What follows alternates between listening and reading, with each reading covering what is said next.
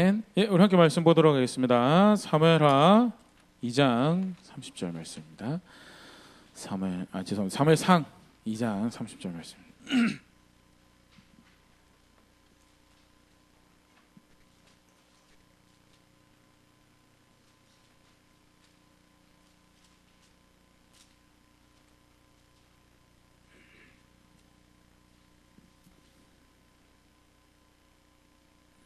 사무엘상 2장 30절 말씀. 예, 주보에도 있고요. 앞에 인데 글자 좀 많죠. 예. 우리 같이 한번 사무엘상 2장 30절 함께 읽도록 하겠습니다. 함께 읽겠습니다. 시작. 그러므로 이스라엘의 하나님 나 여호와가 말하노라. 내가 전에 너의 집과 너의 조상의 집이 내 앞에 영원히 행하리라 하였으나 이제 나 여호와가 말하노니 결단코 그렇게 하지 아니하리라. 나를 존중히 여기는 자를 내가 존중히 여기고 나를 멸시하는 자를 내가 경멸하리라. 사무엘상, 사무엘하, 사무엘서 통틀어서 가장 핵심적인 주제 또는 하나님께서 가르치시는 메시지가 뭐냐라고 한다면 많은 학자들이 동의하고 많은 학자들이 제안하는 것이 바로 이 말씀일 것이다 라고 이야기하는 것이요. 오늘 우리가 함께 읽은 나를 존중히 여긴 자는 내가 존중히 여기고 나를 멸시하는 자를 내가 경멸하리라 말씀에 대해서 이렇게 해서 우리 생각해 보도록 특별히 오늘 이제 세바의 반역에 대해서 사무엘하 20장에 기록이 되어 있는데요. 이제 성경을 사무엘하 20장으로 펴셔됩니다. 사무엘하 20장의 이제 내용을 쭉 따라 보면서요. 세바의 반역에 대해서 우리 같이 공부하려고 하는데요. 왜 갑자기 사무엘 이야기, 왜 사무엘서냐, 이렇게 목사님하고 에베소서 공부하고 있었는데 왜 이영식 목사님 사무엘이냐 이렇게 생각하실 수도 있을 것 같은데요. 초등부가 초등부 커리큘럼에 이제 창세기부터 시작해서 계속 쭉 순서대로 쭉 성경에 있는 사건들 또 인물들 이제 기본적으로 초등부 때 성경에 뭐가 있는지 예수님도 하나님 뭐라고 가르치는지 쭉 공부를 하고 6년 동안 공부를 하고 그다음에 그게 사실은 준비가 돼야지 중고등학생 때 철학적인 걸 가르칠 수가 있거든요. 철학적인 걸. 왜 하나님 예를 들어서 시장의 가장 중요한 모습 중에 하나인 하나님 영광을 구하는 것이 하나님 영화롭게 하는 것이 하나님 백성 삶이다라는 그런 철학적인 이렇게 벽돌을 쌓아 올리려면 기본적으로 성경에 무슨 이야기들이 있는가 또는 무엇을 가르쳐 왔는가 그게 이제 준비가 돼야지 그런 걸 쌓아 올릴 수가 있거든요. 그래서 그런 측면에서 초등부를 그렇게 가르쳐 왔었고요. 그런 의미에서 계속 우리가 성경에 나오는 기본적인 부분들을 함께 공부할 수 있으면 좋을 것 같아서요. 사무엘 같이 보고 있고요. 그래서 우리가 지난 몇 주 동안은 다윗의 아주 큰 실패 또는 아쉬운 어리석은 모습에 대해서 우리가 봤었었는데요. 한번 넘겨주셨어요? 성경은 그렇게 소개하고 있습니다. 왕이 전쟁을 이끌어야 될 때가 돌아왔더라고. 그런데 다윗이 전쟁하러 나가지 않죠. 그러다가 죄 짓죠. 해야 할 일 안 하고 있다가 죄 짓습니다. 분명한 것은 죄를 지은 것이 가장 큰 이슈긴 해요. 바세바를 범하고요. 그다음에 바세바를 자기가 어떻게 보면 사실은 시작은 그렇죠. 바세바를 임신시킨 자신의 죄를 덮으려고 한 것이 출발이 되어서 결국 자기가 계획했던 대로 자신의 죄를 덮을 수가 없으니까 이제 결국 바세바의 남편을 제거해 버리자라는 그런 극단적인 모습까지 가버린 것이 사실은 다윗이 저질렀던 죄고요. 그로 인해서 하나님이 심판하겠다라고 하시고 심판하신 내용이 쭉 이어져 왔죠. 넘겨주셨어요? 자신의 아들이 자신의 다른 딸을 강압적으로 범하는 동침하는 그런 일이 벌어지고요. 넘겨주셨어요? 그 아들을 또 다른 아들이 죽이는 일이 발생을 하고요. 넘겨주셨어요? 그리고 그 아들이 자신을 향해서 칼을 겨누어서 도망가야 되는 그런 상황이 발생을 하게 됩니다. 가정을 잘 못 보살폈기 때문에 발생한 일, 물론 다윗이 악한 씨를 여러 복합적인 것들이 다 사실은 이제 이야기되어지는 그런 말씀인데요. 다윗이 잘못된 씨를 뿌렸고요. 그래서 그 열매를 거두고요. 동시에 다윗이 잘못한 것에 대한 하나님의 징계와 심판으로 이 일이 벌어지고요. 나아가서 우리가 지난 2주 동안 살펴봤죠. 아들들이 가지고 있었던 악한 모습에 대해서, 하나님 말씀 존중할 생각이 없는 교만함에 대해서, 무엇이 성경에서 교만함이라고 이야기하는가에 대해서 관련해서 쭉 함께 살펴봤었고요. 예, 다시 그 도망가게 됩니다. 또 근데 도망가고 난 다음에 이 결과가 어떻게 되죠? 넘겨주시겠어요? 그 아들은 또 다른 사람 손에 의해서 죽임을 당하죠. 그래서 이 일을 통해서 바세바 사에 낳은 아들, 그다음에 자신의 큰 아들, 자신의 셋째 아들 죽고요. 나라는 쑥대밭이 되죠. 분명히 하나님이 다윗을 왕으로 삼으시되, 다윗은 그냥 왕이 아니었어요. 굉장히 상징적인 존재였거든요. 첫 왕, 하나님께서 정식으로 세우신 첫 왕이었고요. 그 왕을 통해서 내가 하나님 통치를 나타내고 하나님의 백성을 축복한 것을 나타내는, 보호하고 축복하는 것을 나타내는 존재가 누구였냐면 다윗이었는데, 다윗이 더 이상 그 나라의 축복이 아니에요. 왜? 다윗이 하나님의 말씀을 존중한 자리에 있지 않았었기 때문에, 다윗이 하나님 존중한 자리에 있지 않았었기 때문에 본래 목적대로 세워진 기름, 그 일을 위해서 기름 부음 받고 그 일을 위해서 세워졌음에도 불구하고 그 역할을 더 이상 할 수 없는, 온 나라가 두 패로 나누어져서 싸우는, 하나는 요압을 따르고 하나는 다윗을 따르고 두 패로 나눠 싸우는 그런 일이 벌어졌고요. 그 일 끝에 결국 자신의 아들이 죽는 것을 통해서 일이 이렇게 마무리가 되는. 근데 성경은요, 다윗과 압살롬의, 또 다윗의 그 바세바를 범죄에서 벌어지는 일의 마무리를 거기로 설명하고 있잖아요. 오늘 벌어지는 세바의 반역까지 해가지고 한 세트로. 그래서 그러니까 사무엘하를 이렇게 이 부분을 이해를 하려면 13장부터 20장까지가 이제 우리아를 죽이고 바세바를 범한 범죄를 통해서 발생한 그 일로, 오늘 우리가 살펴볼 세바의 반역은요, 그 마지막에 해당되는 사무엘하 20장에 기록된 사건인데요. 이제 넘겨주시겠어요? 예. 지도가 잘 보이면 좋을 것 같은데 앞자리로 오시면 좋겠죠. 다음부터는 지도 같은 거 보려면 앞자리로 오시면 좋을 텐데, 그 압살롬 반역 때 이제 다윗과 압살롬이 이렇게 갔던 경로를 이렇게 보여주는데, 밑에 초록색이 이제 이 밑에 도시가 잘 안 보이시면 이게 헤브론입니다. 헤브론에서 예루살렘으로 이렇게 압살롬이 진격을 해오고요. 이게 사해고, 이제 가운데에 쭉 이렇게, 원래는 파란색인데 지금 검정색으로 보이는 선이 요단강이에요. 빨간색 선이 다윗이 도망간 여정인데요. 요단을 넘어갔죠. 요단을 넘어갔어요. 그리고 압살롬이 죽었다라는 소식을 들은 곳도 어디냐면 요단 건너편에서, 예루살렘에서 들은 게 아니고 요단 건너편에서 듣고 이제 반란이 마무리가 되어져서 돌아오려고 합니다. 돌아오려고 하니까 이제 무슨 일이 벌어지냐면, 이게 사무엘하 19장에 기록된 일인데요. 이제 12지파가 어떻게 하면 이제 우리가 사실 굉장히 큰 위로죠. 다윗에게는 반란을 피해서 온 나라가 자신을 대적하는 것처럼 해가지고 도망을 갔는데, 정작 돌아올 때 되니까 우리가 왕을 더 사랑합니다라고 온 나라가 이제 앞다투어 이제 왕을 모시러 요단 건너편으로 이제 사람을 모아서 달려오는데, 유다에서도 달려오고 이제 속칭 위에서 북쪽에서 10지파가 이제 우리도 왕을 모시기 원한다라고 해가지고 쭉 이제 오는데, 유다가 발이 빨랐어요. 유다가 발이 빠르고 그것을 유다가 자체적으로 해버린 거예요. 그래가지고 10지파가 야, 너네만 왕을 사랑하냐고, 우리도 왕의 분기시고 우리도 그를 왕으로 안다라고 하면서 이제 막 논쟁이 벌어지는데, 성경에는 뭐라고 표현하고 있냐, 유다가 속칭 이제 말빨이 조금 더 셌던 것 같아요. 그래서 유다가 강경하게 이제 다윗을 모시고 이렇게 쭉 이제 요단을 건너오려고 하는 차에 이제 벌어지는 일이에요. 이 일이. 예, 넘겨주시겠어요? 사무엘하 20장 1절 같이 한번 읽어보겠습니다. 시작. 마침 거기에 불량배 하나가 있으니 그의 이름은 세바인데 베냐민 사람 비그리의 아들이었더라. 그가 나팔을 불며 이르되 우리는 다윗과 나눌 분깃이 없으며 이 세 아들에게서 받을 유산이 우리에게 없도다. 이스라엘아 각각 장막으로 돌아가라 하매. 원래 불량배는 아니고요, 행실이 불량하다고 해서 성경이, 하나님이 그 사람을 붙인 별명이 불량배고요.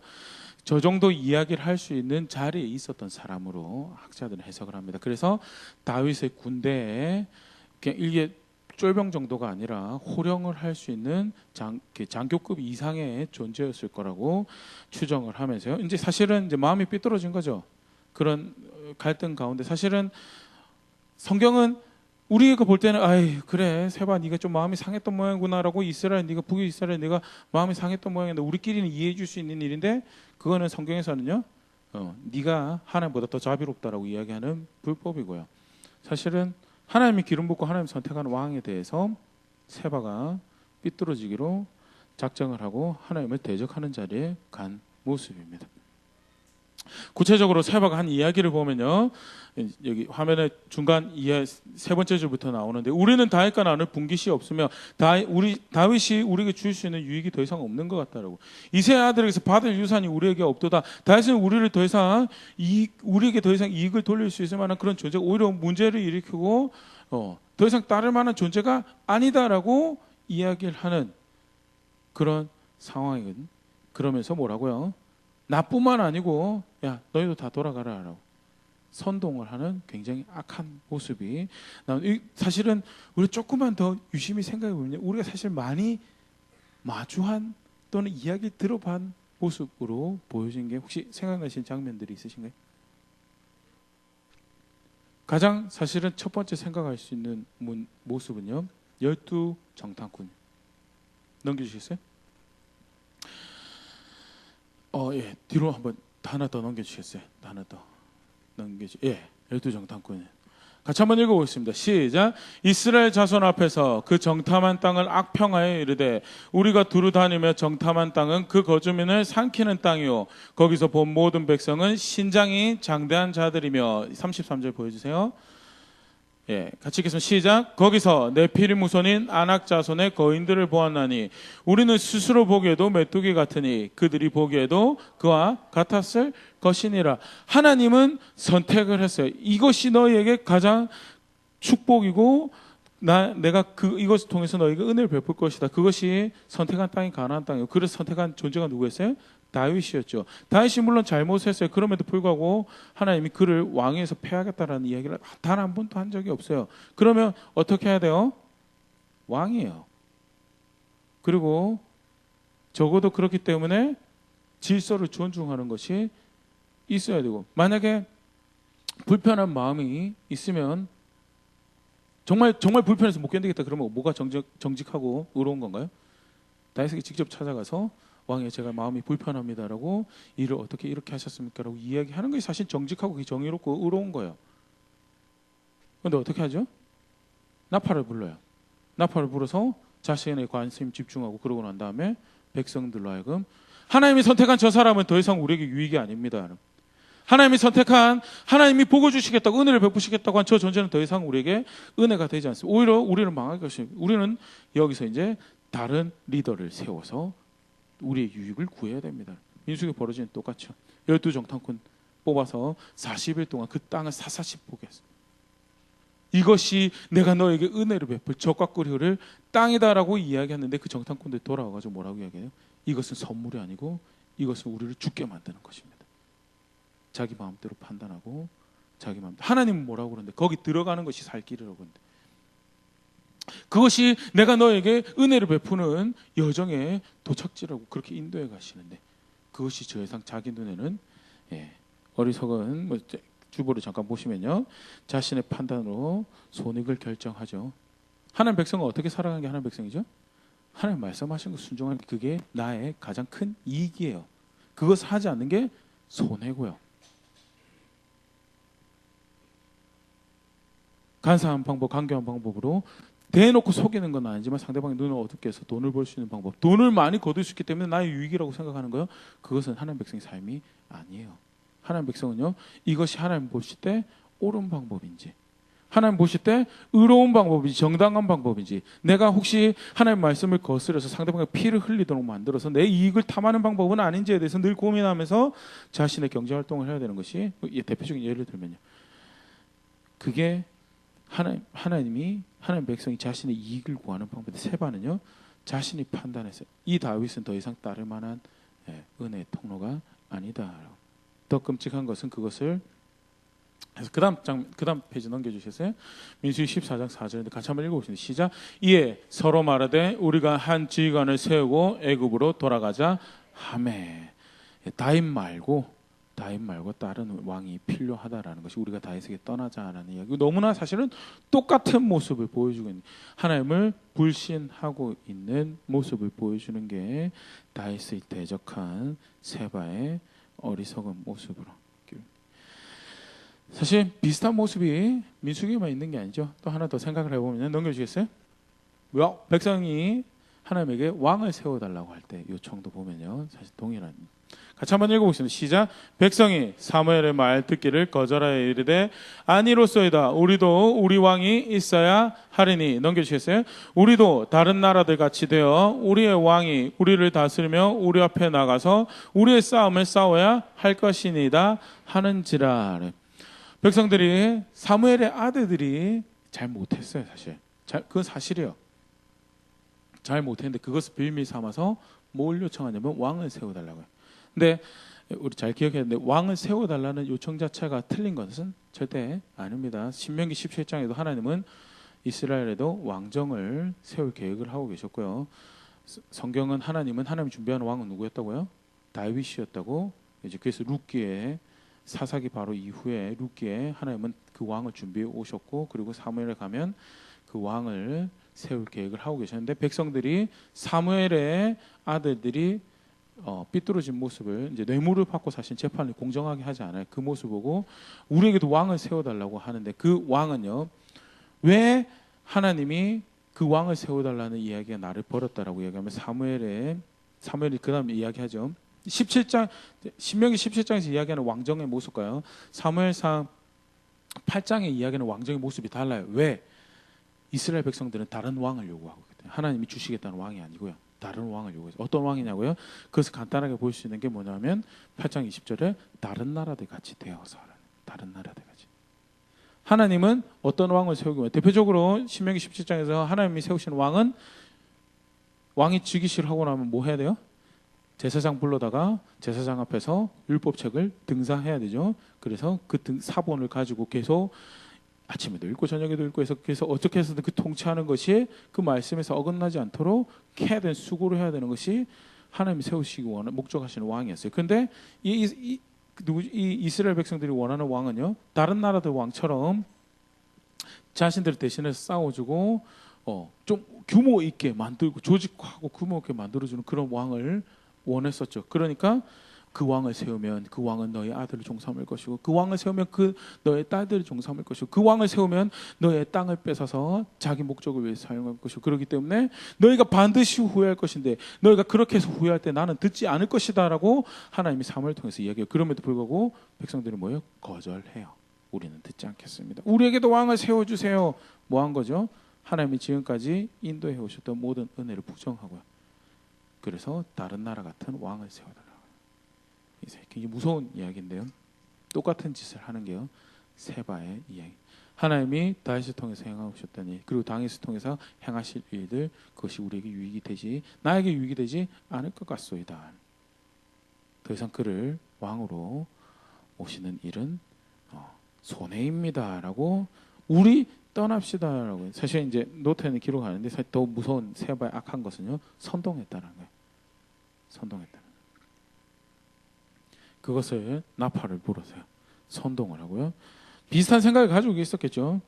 비슷한 생각을 가지고 있었기는 덕성 물고, 한 명이라도 세바 앞에 서가지고 뭐 한 짓이냐고 딱 이렇게 했으면, 그렇게 그 일이 그렇게 막 열 지파가 다 다윗에게 등 돌리는 그런 일은 벌어지지 않았을 거예요. 그런데 실제로 그런 친구가 세바한테는 없었어요.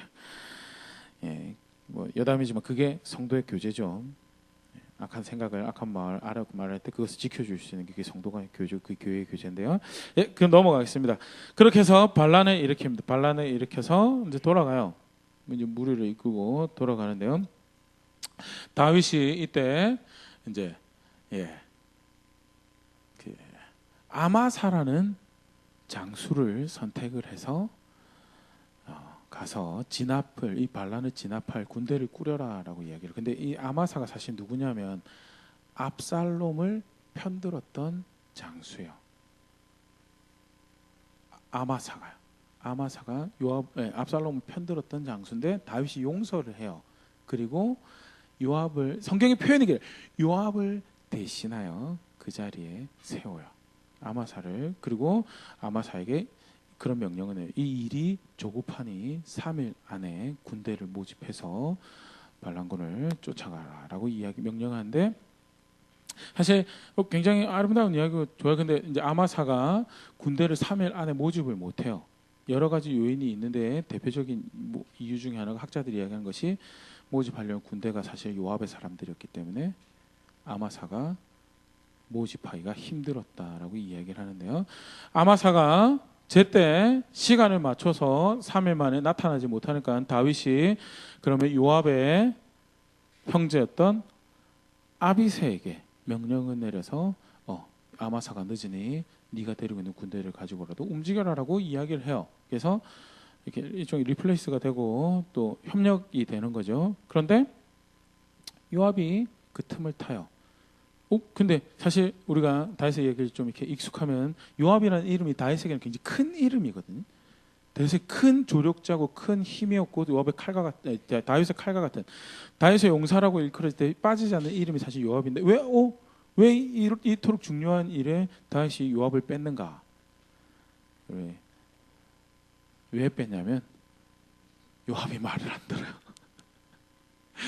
요압이 말을 안 들어서 물론 어떻게 보냐에 따라 조금 다르긴 한데 다윗이 이제 요압이 압살롬의 반란을 진압하러 갈 때 나의 아들이니 그래도 선대해 달라라고 부탁을 하거든요.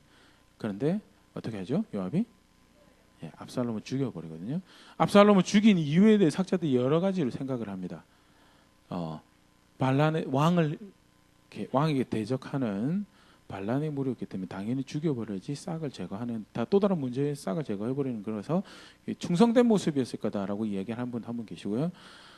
또 어떤 해석이 또 하나 있냐면 그 다음 대권에 대해서 자기가 그 다음 권력에 대해서 압살롬을 제거를 해버리면 그래도 계속 자기가 2인자일 수 있어요. 적어도 2인자이고 기회가 되면 1인자까지도 생각을 해볼 수 있는 그런 자리인데 압살롬이 존재를 하면 자기는 3인 권력에서 조금 더 멀어지는 그런 상황이 되기 때문에 그런데 이 이후에 벌어지는 요압의 모습을 보면요.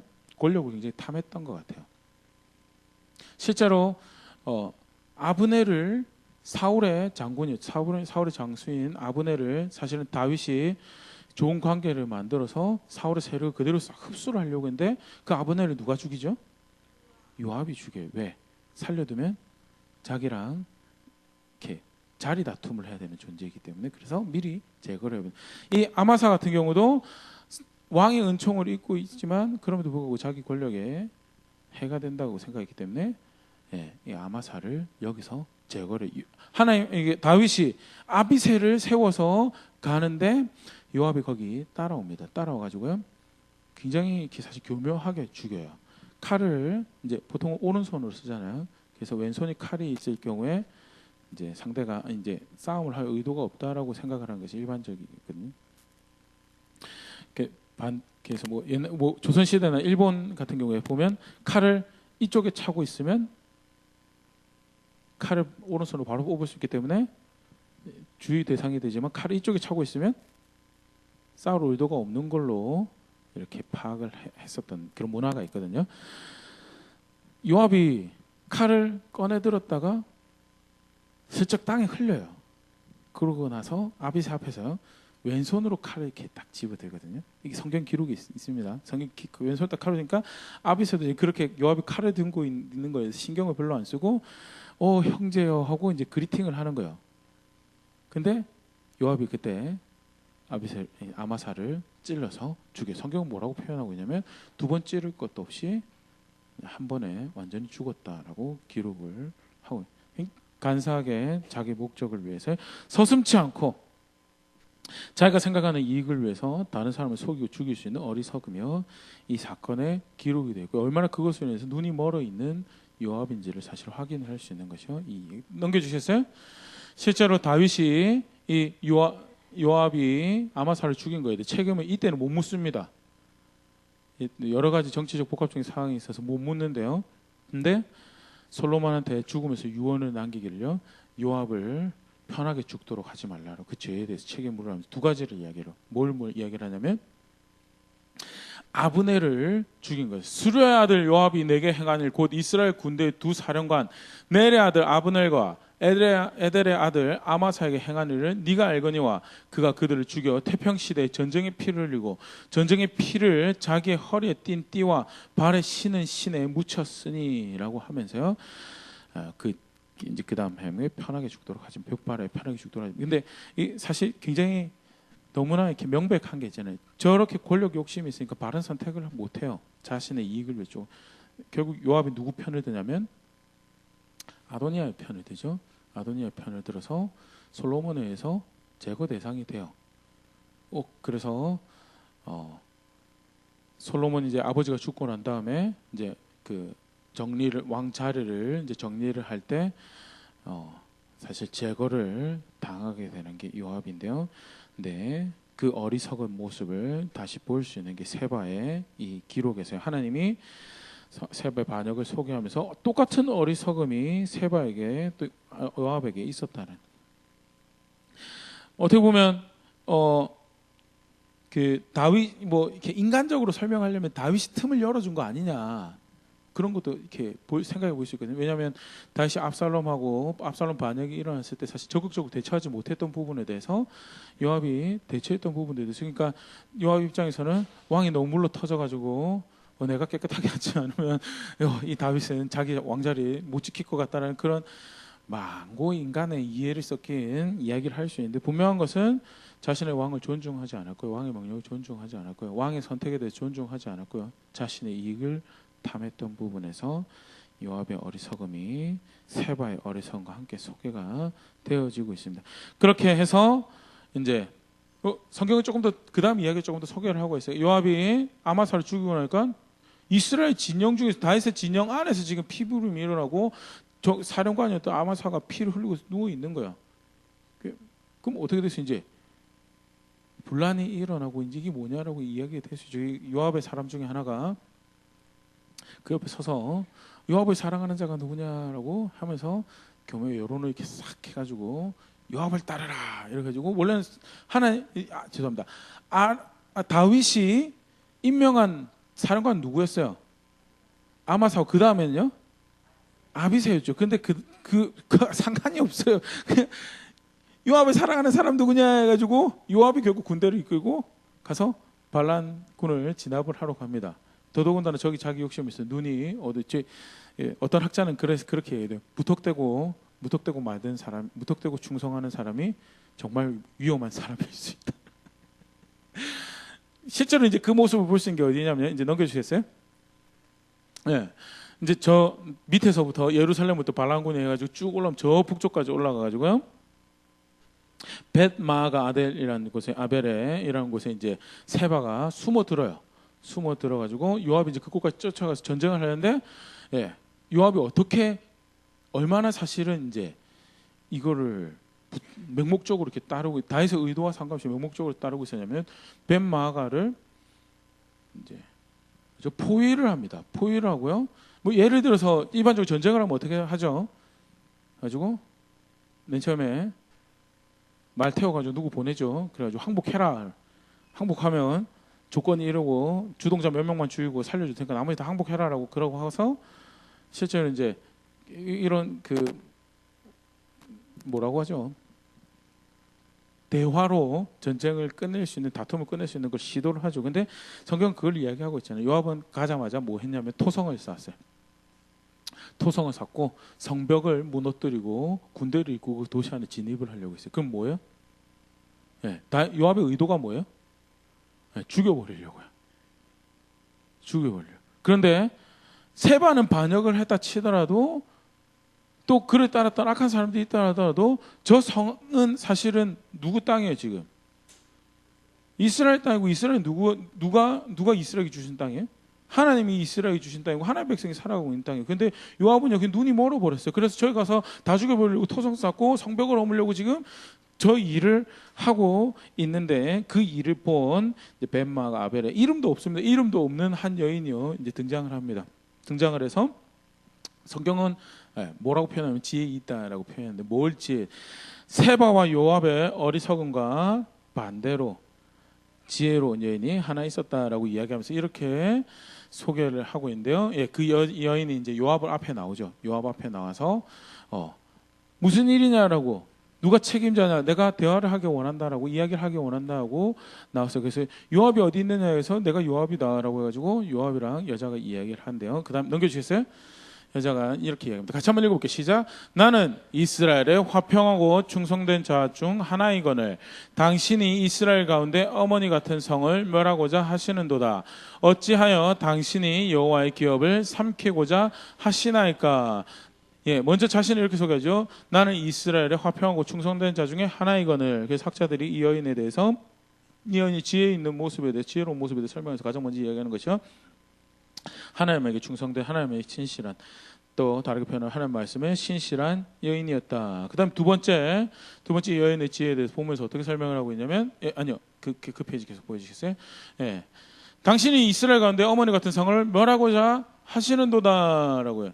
여기 어머니 같은 성이라는 표현은 이 벤마가라는 이 도시가 일종의 모성, 어머니 도시, 그러니까 주변 도시를 세우고 주변 도시가 윤택하고 부하게 하는데 큰 역할을 한 그런 도시. 그래서 저런 표현을 사용했다라고 이야기를 하는데요.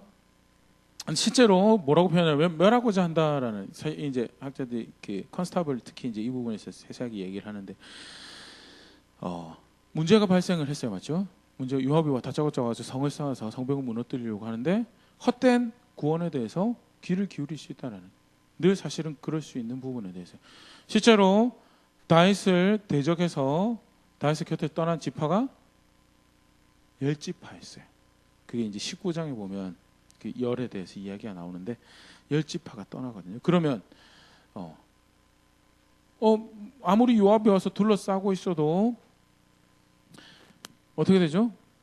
우리 밖에서 누가 도와줄 거야, 누가 어떻게 와서 요압을 물리쳐 줄 거야라는, 실제적으로 그 문제에 대해서 심각하게 여기지 않을 수 있는 가능성이 분명히 있다는 게, 왜냐하면 사실은 이 비슷한 일이 남유다 말에 벌어지죠.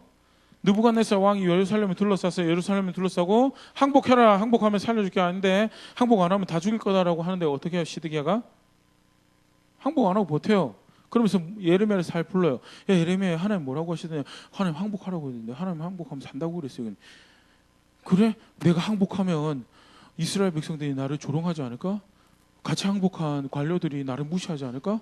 왕이여, 절대 그러지 않을 것입니다. 왕은 하나님의 말씀을 듣고 살 길을, 이 문제를 정말 살고 죽는 문제로 봐서 살 길을 택하셔야 된다. 하나님 살 길을 주셨습니다라고 시드기야 생각을 하다가, 그래도 내가 항복하면 부끄러운 일을 당할 것 같으니까, 야, 너 이 이야기 밖에 나가서 안 하면 내가 너 살려줄게라고 그렇게 해가지고 끝나요. 18개월 동안 공성전 열심히 성 지키죠. 지켜집니까? 말 안 들었는데요.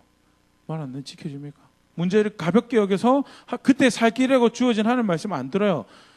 그게 문제를 직시하지 않은 거고요. 이 여인은요, 요압의 군대 앞에서 우리가 죽을 수 있게 문제가 있구나, 이 문제 어떻게 해결할까라고 공연한 헛된 구원을 기다리기보다 실제로 문제를 직시해서 해결하려고 덤벼들었던 것에 대해서 여인의 문제가 있음에 대해서 정직하게 본 것에 대해, 그리고 나아가서요, 문제를 해결하기 위해서 자발적으로 행동하되 바르게 행동하였다는 게 사실 별로 뭐 당연한 거 아닙니까? 라고 생각할 수 있는데요, 그 앞에 요압이 선택한 모습에 비하면요, 요압은 어떻게 했어요?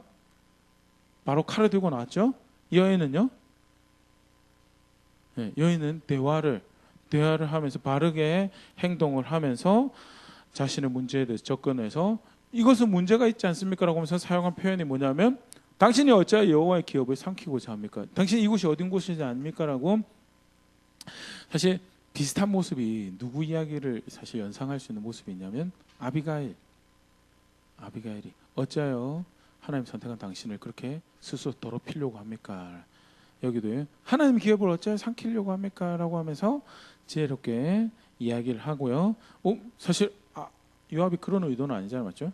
그래서 아니다 내가 하나님이 이스라엘 주신 그 도시를 멸망시키려고 온 것이 아니고 세바라는 반역자가 여기 도당을 이끌고 숨어들었다고 해서 내가 일로 왔다라고, 내가 세바만 해결을 하면 도시에 해를 끼치지 않을 것이다라고까지 이야기가 나오게 돼요.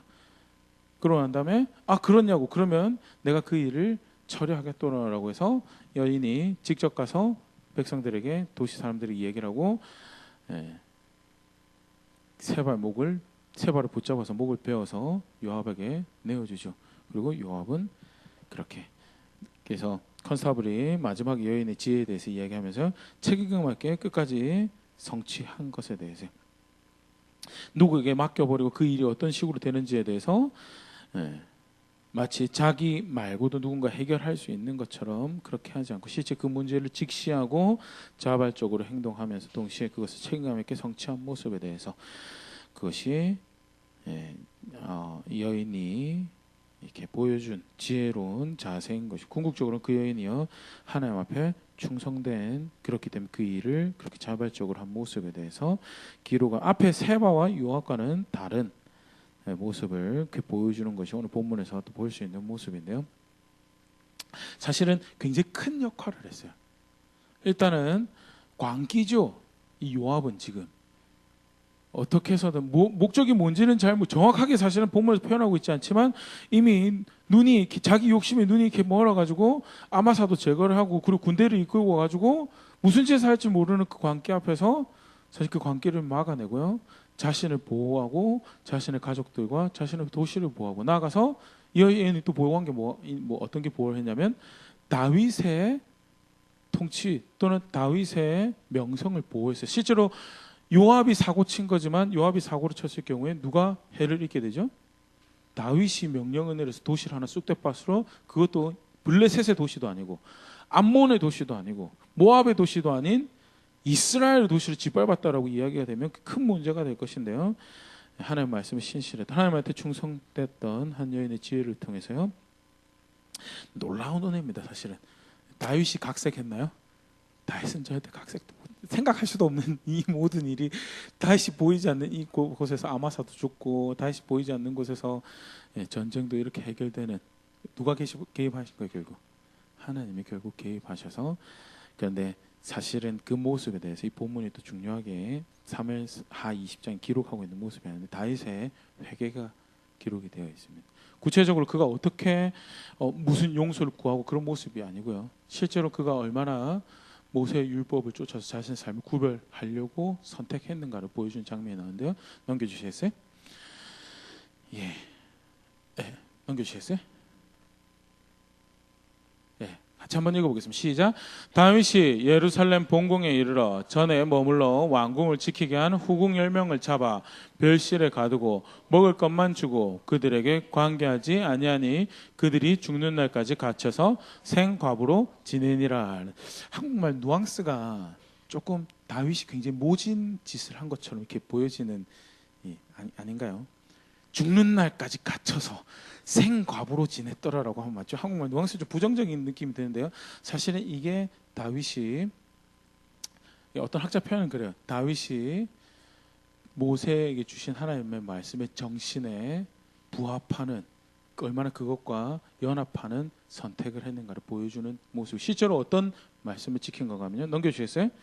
신명기 24장 4절 말씀인데요. 같이 한번 읽어보겠습니다. 시작. 그 여자는 이미 몸을 더럽혔은즉 그를 내보낸 전 남편이 그를 다시 아내로 맞이하지 말지니 이 일은 여호와 앞에 가증한 것이라. 너는 내 하나님 여호와께서 내게 기업으로 주신 땅을 범죄하게 하지 말지니라. 24장 1절부터 4절까지 이제 법령인데요. 여자가 문제가 있어서 이혼을 해요. 그러면 이제 전 남편이 발생을 하죠. 전 남편이 발생하고, 근데 이 여자가 둘째 남편이랑 결혼을 해요. 근데 둘째 남편이랑 결혼을 했는데 둘째 남편이 죽어버려요. 둘째 남편이 죽어버렸을 경우에 보호자도 없고 이제 여자가 혼자 됐으니까 혹시 전 남편이 안타까운 마음에 또 이 여자를 데리고 내가 그래도 전에 그래도 사랑했던 여자니까 하고 데리고 살 수 있는 부분에 대해서 하나님이 뭐라고 그러시냐면, 이미 네 여자로서의, 여기 더럽혀졌다라는 것은 실제로 때가 묻었다 그런 의미보다는 너와 한 몸을 하기에 합당한 여자가 아니다. 왜냐하면 둘째 남편은 이미 다른 몸 하나 되는 한 몸이 있었기 때문에 저 남편이 마치 네 여자처럼 생각하지 말고 하나 되지 말아라 라면서 그것을 뭐라고 해야하면 그 일은 여호와 앞에서 가증한 것이다. 실제로 남편까지는 아니었지만 자신의 아들이 자신의 후궁들과 동침을 했죠. 그렇기 때문에 그 여자들과 자기도 관계를 갖지 않지만요, 이 여자들이 나가서 또 다른 누군가하고 만나서 가정을 이루고 할 경우에 사실 나라가 더럽히는 일을 만들게 되고, 그래서 다윗이 하나님 말씀하신 대로 살아가기 위해서 여자들을 별궁에 살게 하고 그리고 죽는 데까지 그들 관계도 하지 않으면서 그들이 나가서 그렇게 할 수 있는 관계도 하지 않았다라는 그런 측면에서요. 다윗이 이 사실 굉장히 흥미로운 거예요. 순서가 사무엘 기록할 때 순서가 어떻게 되냐면 세바가 반역을 일으키거든요. 세바가 반역을 일으키고 그 다음에 기록된 게 뭐냐면 다윗이 이런 일을 했다라고 기록을 하고 있어요. 근데 보통은 뭐 하다못해 성경 역사책이라도 보면 또는 역사 기록이든지 또 역사 관련한 뭐가 있을까요?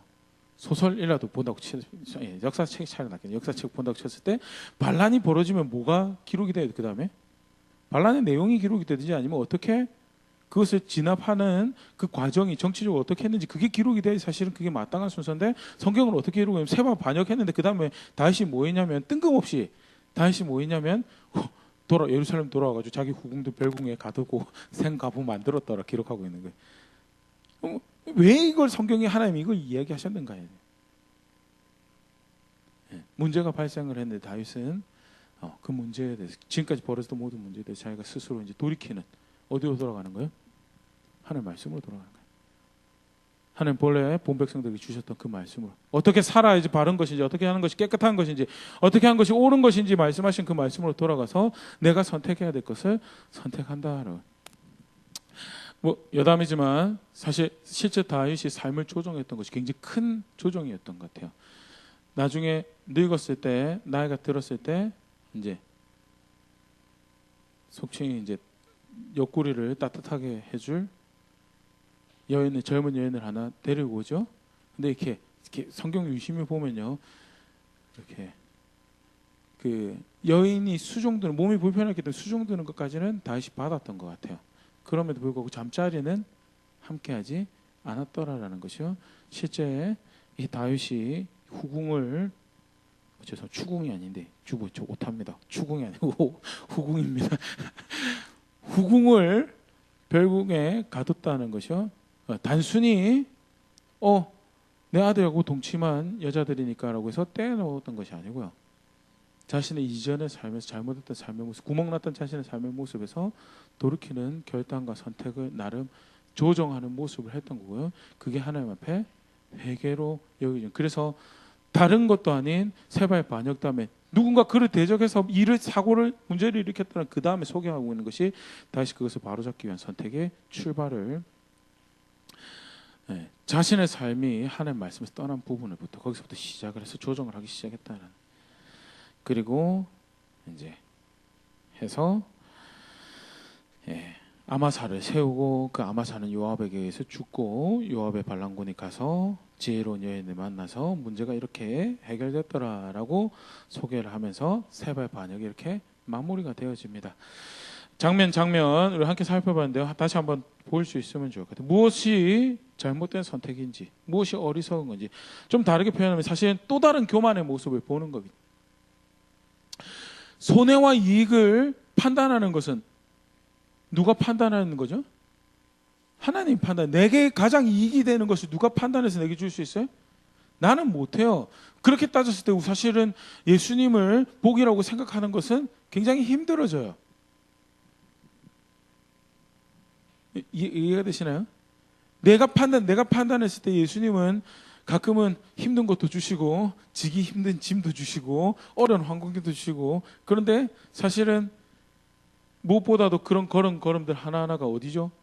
영원한 나라로 끝에 마지막에 웃을 수 있는 영원히 그 하나님과 함께 할 수 있는 곳으로 인도해가는 여정이기에 그 예수를 따라가는 그 여정이 복되다라고 가장 행복한 것이고 예수님은 심지어 그걸 뭐라고 그러죠? 쉼이다라고 이야기해요. 내게로 오면 내가 쉼을 줄 것이다라고 이야기한 게 그게 예수님 따라가는 거예요. 우리는 그렇게 판단 못해요. 당장 조금만 힘들고 어려도 어떻게 해요? 잘 참으십니까?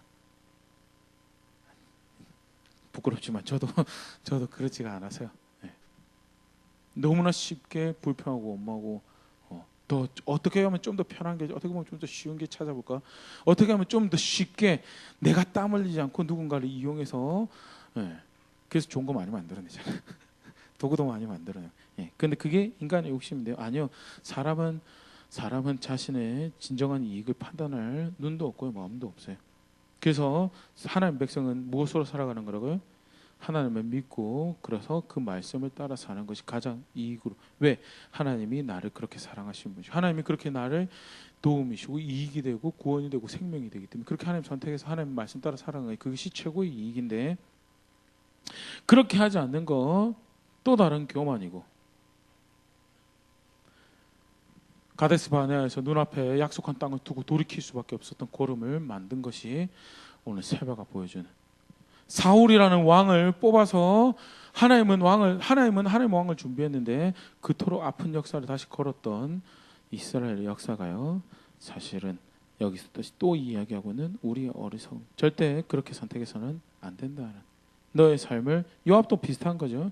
자신의 이익을 자신의 손으로 결정하고 그래서 심지어는 그것을 선택하기 위해서 사람을 속이고 죽이는 일도 서슴지 않고 해가는 악한 모습에 대해서 다시 한 번 더 나는 혹시 그런 어리석은 선택, 그런 교만한 선택을 만들고 있지 않은가 돌아볼 수 있으면 좋을 것 같고 성경에서 이야기하고 있는 지혜에 대해서 문제를 직시할 수 있는 사실은 굉장히 중요한 부분인데요. 또한 상대적으로 간사한 인간의 마음이 사실 이렇게 잘 안 하죠. 하다못해 지옥 간다라고 성경에서 지옥 간다라고 해도 그리고 부모, 형제, 친구들 통해서 야 예수 안 믿으면 지옥 간다라고 이야기를 들어도 어떻게 하죠? 그걸 진지하게 문제로 직시하지 않아요. 그게 정말 큰 일로 직시하지 않아요. 그래서 어떻게 해요? 네 말은 무슨 말인지는 알겠는데 굉장히 강팍한 경우는 바로 내치는 경우도 있고요. 그래도 사랑하는 사람이 이야기해 주는 거니까 네 말이 무슨 말인지 아는데 그거는 좀 이렇게 즐길 거 다 즐기고 나중에 가서 내가 생각해 볼게라고. 그럼 뭐 하는 거예요? 문제를 직시하지 않아요.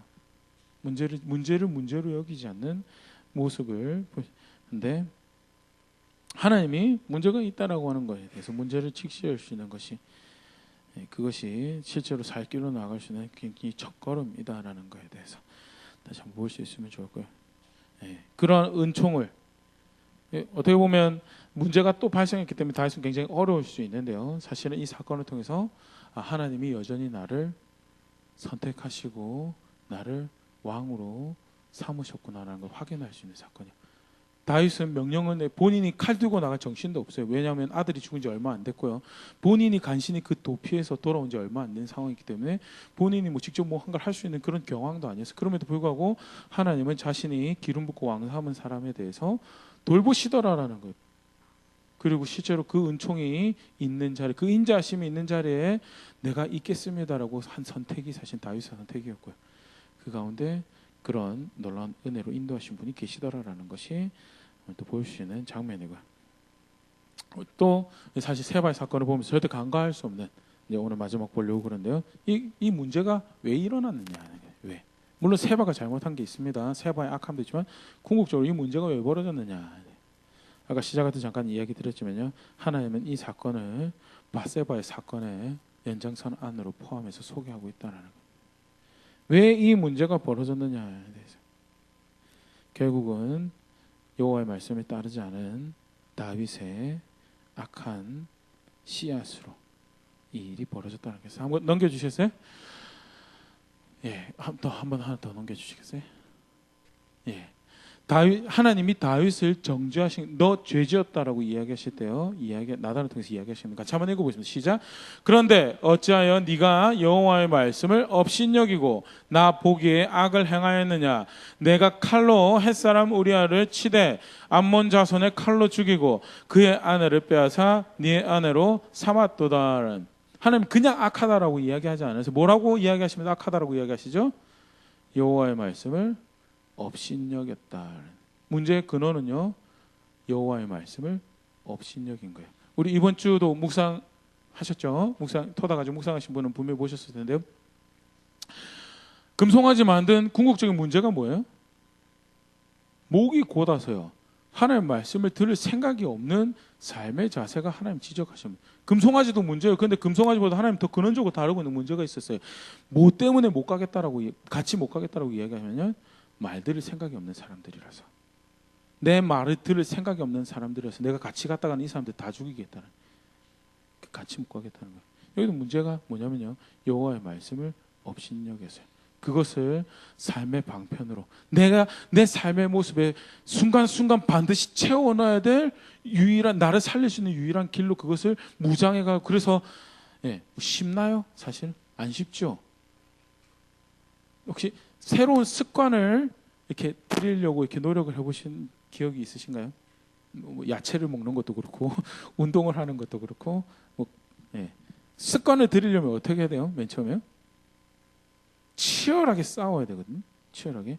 하다못해 운동하는 것, 뭐 예를 들어 브로콜리 먹는 것도 그렇죠. 브로콜리 안 좋아하시는 분들요. 저도 사실 브로콜리 처음에 안 좋아했거든요. 근데 먹어야 되는, 몸에 건강하다고 하니까 먹어야 되니까 어떻게 해요? 맛을 훈련을 시켜가지고 맨 처음에는 초장 맛으로 먹어요. 도무지 못 먹겠으니까 초장 듬뿍 발라가지고 초장 맛을 먹다 보면, 그러면 초장 조금씩 빼도 이제 그 맛이 뭔지 아니까 그게 습관을 들이는 거거든요. 하나님 말씀 배워가려면, 하나님 말씀대로 살려면 어떻게 해야 되냐면요, 그것이 내 삶의 일부로 장착될 때까지 치열하게 그렇게 싸워가는 거예요. 대표적으로 뭘 해야 되죠? 그것하고 반대되는 걸 제거를 해버려야 돼요. 빨리 몸에서, 자신의 삶에서 제거를 해봐야지 그게 들어올 자리가 생겨요.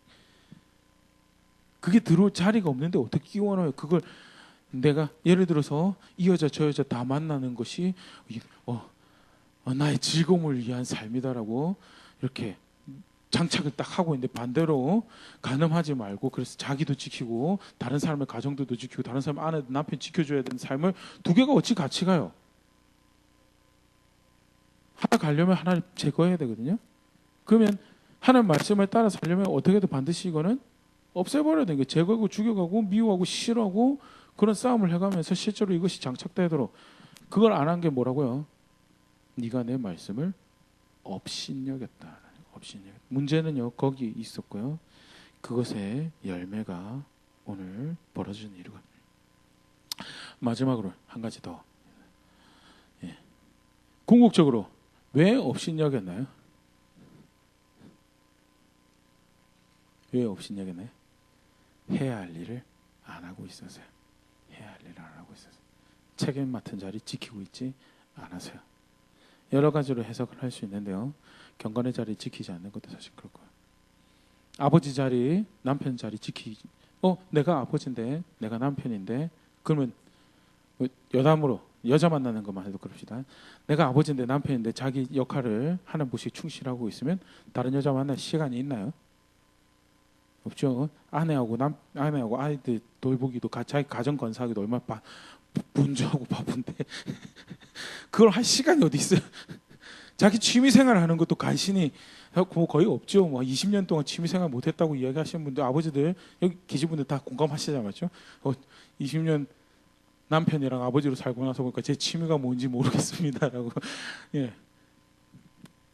자기 책임 맡은 자리 떠나면요, 아내로서, 어머니로서 자기 이름도 없이 빚도 없이 살아가는 20년 그렇게 그러면 다른 남자 만날 시간이 어디 있고, 커피숍에 앉아가지고 누구 만나볼까, 아니면 어떻게 죄지어볼까, 어떻게 자신의 감각 쾌락을 추구해볼까 하는 시간이 어디 있어요? 브런치 먹으면서 다 그런, 꼭 지켜야 자기 자리를 지키지 않으니까 남는 시간 가지고, 남는 에너지 가지고 죄지으로 가는 거예요. 그게 그게 다윗이 하는 일이에요. 성경이 제 이야기가 아니고 성경에서 왕이 출전해서 전쟁을 해야 될 시간에 지자리 안 지키고 있어서 죄지었다라고요.